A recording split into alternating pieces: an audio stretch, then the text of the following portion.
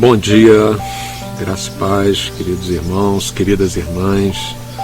Estamos nós juntos aqui outra vez, compartilhando uma palavra de esperança para você. Gostaria demais que essa palavra encontrasse abrigo no seu coraçãozinho, que de alguma forma você pudesse estar sendo abençoada com essa palavra.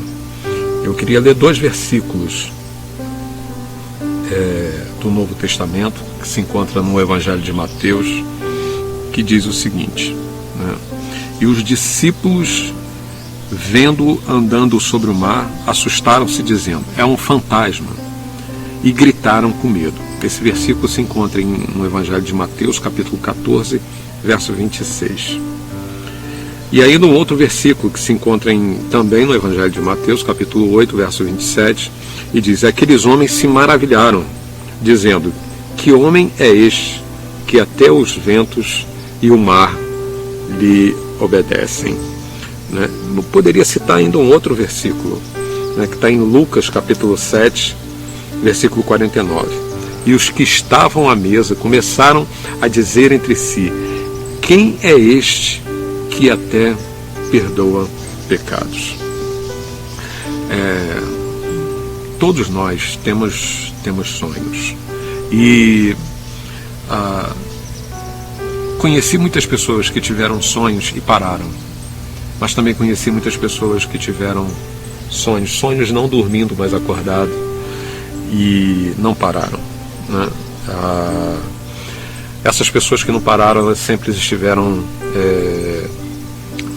expectativas a respeito daquilo que o Senhor poderia fazer em suas vidas, milagres, a espera de milagre. E eu creio que assim como eu e como muitas pessoas,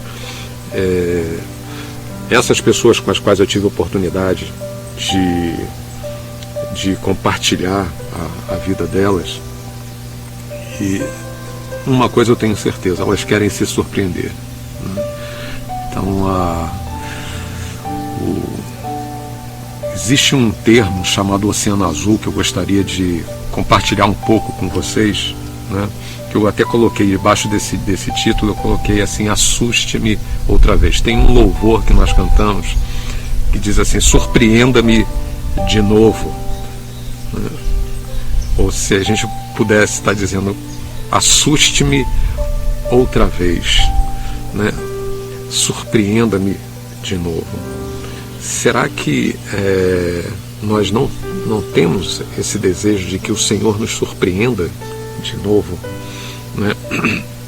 Nestes textos que nós lemos, nesses 3 textos que nós lemos, nós encontramos um ambiente de surpresa, onde 3 perguntas elas são feitas.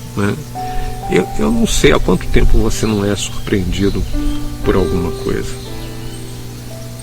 Jesus, ele surpreendeu os discípulos dizendo, é um fantasma, e gritaram com medo. No versículo do capítulo 8 do Evangelho de Mateus, versículo 26, 27, diz assim, que homem é este que até os ventos e o mar lhe obedecem? E ainda em Lucas 7,49, e os que estavam à mesa começaram a dizer entre si, quem é esse que até perdoa os pecados? Então, quem é esse que anda sobre as águas? Quem é esse que acalma a tempestade? Quem é esse que perdoa pecados? Quem é esse? Quem é ele? Apesar de não entender nada do assunto, às vezes eu assisto aqueles programas de pesca em alto mar, seja aqueles programas que pesca aquele caranguejo real, seja lá no Golfo do México, nas regiões bem frias, gélidas lá da Europa, ou até mesmo a pesca do atum, e para você fazer esse tipo de pesca é preciso de muita experiência. Geralmente elas são passadas de uma geração para outra, mas ao mesmo tempo necessita de perseverança e, acima de tudo, de investimento, pois podem passar uma semana investindo sem nenhum resultado. Isso é uma coisa interessante. A casa que, por exemplo, vou dar um exemplo bem prático daquilo que eu tenho vivido agora.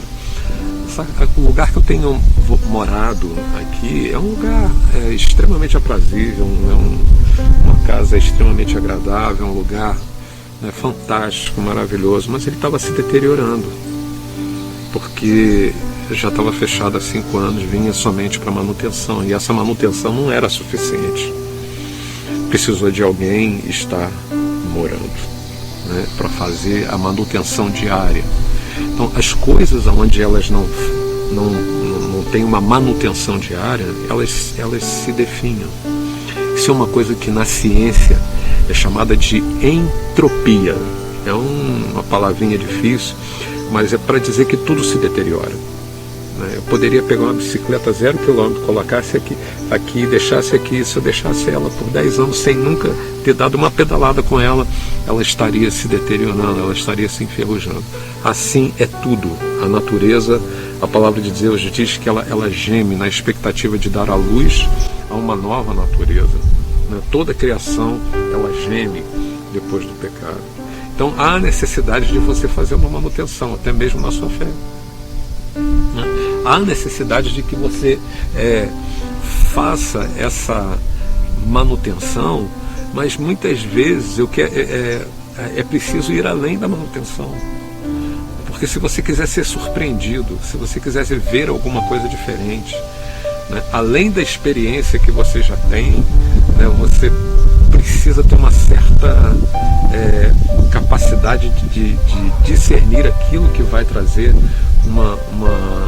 um resultado maior para a sua vida, né? Então, não é só fazer a manutenção, mas é também uma coisa chamada de investimento, né?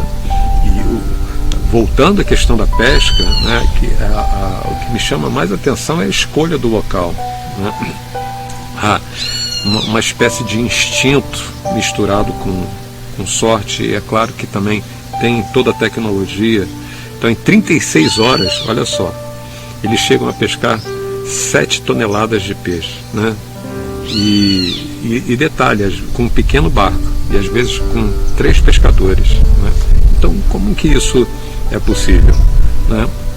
Simplesmente por uma coisa: eles estão em alto mar, onde todas as surpresas são possíveis, né? Os ventos são maiores, né? As tempestades são maiores lá, mas as oportunidades elas se apresentam mais vezes, né? E se a gente fizer isso de uma perspectiva da nossa vida espiritual, da nossa vida ministerial, né? Aqueles que têm a determinação de ir em alto mar, que não ficam ali na beira d'água, né, brincando, fazendo castelinho de areia, mas desejam se aventurar em algo maior, né, serem surpreendidos. Tem uma história que conta onde uma pessoa que dizia que conhecia aquela determinada praia, né, então é um pai que vai passear com o filho e passeia na beira d'água. Olha, filho, eu conheço muito esse mar aqui, né, porque nós já viemos muito aqui quando você era até bem pequenininho, a gente fazia alguns castelinhos aqui, brincávamos na beira d'água, então eu conheço muito esse mar aqui, eu conheço muito essa praia. E aí então tem uma outra pessoa, um pescador, e diz assim: olha, não, mas você não conhece tanto quanto eu, porque eu fui além da beira d'água, né, fui em águas mais profundas, né, e mergulhei, conheço os lugares aonde se deve os pesqueiros, né, onde se pega peixes maiores, e de repente vem um biólogo marinho e diz: não, mas eu fui muito mais além, conheço todos os lugares, o rio, os lugares mais profundos desse mar. Então, à medida que a gente mergulha mais, vai mais fundo, né, as surpresas são muito maiores, né?